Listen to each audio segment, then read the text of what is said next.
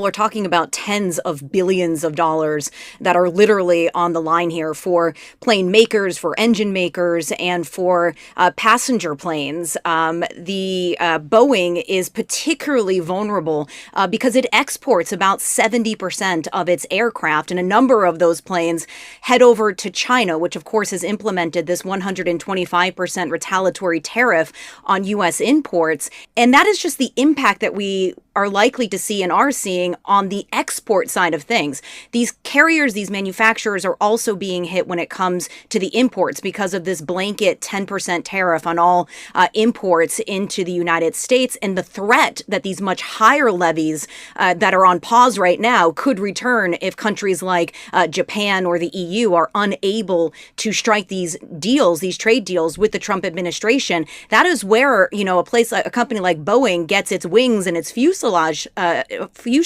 from. So this could have a major impact. And then you have the airline carriers themselves, which are really suffering because of a slump in tourism numbers. Government data shows that international arrivals dropped nearly 12% in March. And that number was much higher when we look at tourists coming from Canada and also from Europe because of this trade war, and also because of what we're seeing with deportation. So there is potentially a big effect that's going to be having, because that could have a knock-on effect to leases for airplanes and the ordering of new aircraft. So what the industry is doing right now is really asking for these exemptions from the Trump administration. And according to reports, this lobbying has reached the president himself, who we know oftentimes is looking at the markets to see how they're doing, looking at the economy, and also very attuned to the last person that he speaks to.